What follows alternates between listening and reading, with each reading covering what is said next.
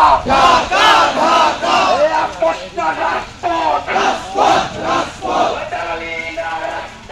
রাজপথ রাজপথ মোদি তুই জবাব দে আগুন জ্বালাও আগুন জ্বালাও ছাত্র সমাজ জেগেছে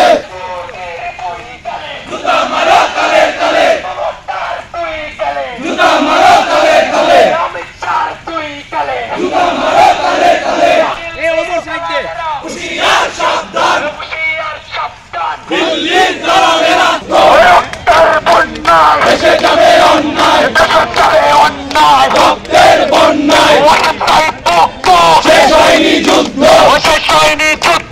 ওয়াসিম সাইদ মুগ্ধ হামলা কেন মোদি তুই জবাব দে হামলা কেন বাংলাদেশের পতাকাকে তারা পদদলিত করেছে, সেই সাথে ভারতীয় মিডিয়ার ক্রমাগত অপপ্রচার চলছে।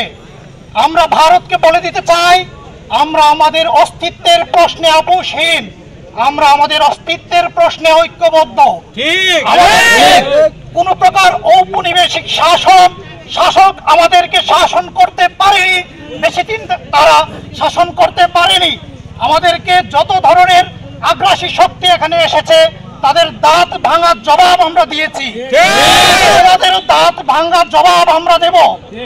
ভারত এই পতিত স্বৈরাচার শেখ হাসিনাকে ব্যবহার করে আসছিল, তারা দেশের মানুষকে হত্যা করে, গুম করে, ষড়যন্ত্র করে, বিনা ভোটের নির্বাচন দিয়ে এদেশে তাদের ষড়যন্ত্র চালিয়ে যাওয়ার চেষ্টা করে যাচ্ছিল।